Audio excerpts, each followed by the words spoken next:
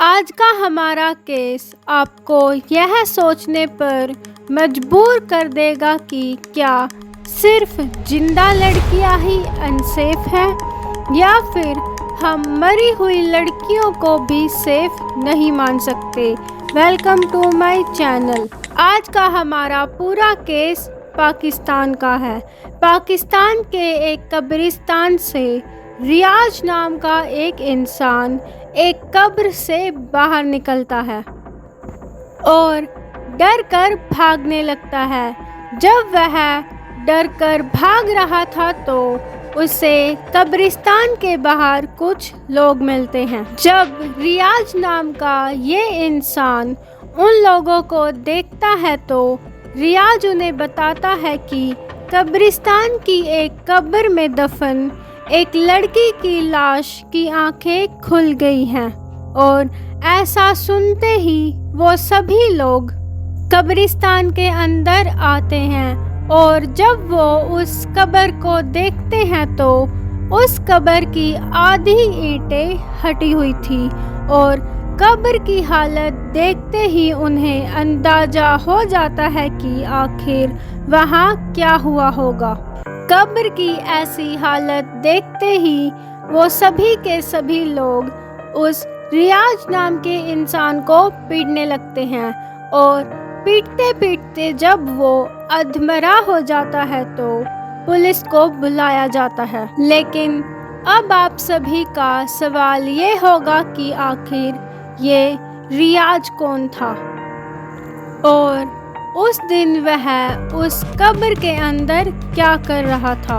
1990 के दशक में मोहम्मद रियाज नाम का एक इंसान काम की तलाश में कराची के एक शहर में पहुंचता है, जहां बहुत ढूंढने के बाद उसे कब्रिस्तान में नौकरी मिल जाती है। जब वह कब्रिस्तान में नौकरी कर रहा होता है तो उसकी मुलाकात उसके एक साथी से होती है जिसका नाम वजीरा था।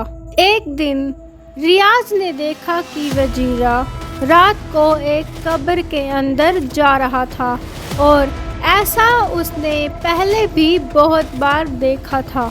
जब रियाज ने वजीरा से पूछा कि आखिर वो कब्र के अंदर क्यों जाता है तो वजीरा उसे कहता है कि पहले वो पता करता है कि आई हुई लाश किसी मेल की है या फिर फीमेल की है, क्योंकि 1990 के दशक में जब औरतों को कब्रिस्तान ले जाया जाता था तो उनके ऊपर एक सफ़ेद चादर यानी कि एक कफन होता था और जब वजीरा को पता चल जाता था कि आई हुई लाश किसी लड़की की है तो वो उस कब्र पर ध्यान देता था और उसके घर वाले जब चले जाते थे तो उस कब्र को तोड़कर उस कब्र के अंदर जाता था और उस लाश के साथ गलत चीज़ें करता था। लेकिन कुछ टाइम बाद वजीरा की डेथ हो जाती है। लेकिन अब रियाज को भी धीरे धीरे इसकी आदत लग चुकी थी और यहाँ तक कि जिस दिन रियाज को पकड़ा गया था उस दिन भी वो एक लड़की की कब्र में गया था। वह कब्र में जाने के बाद घिनौना काम करने ही वाला था कि एकदम चांद की रोशनी में उसे दिखता है कि उस लड़की के दांत बड़े बड़े हैं और शायद उसकी आंखें खुली हैं। यह देखकर वह डर जाता है क्योंकि रियाज को लगता है कि शायद वो लड़की कोई भूत या चुड़ैल थी।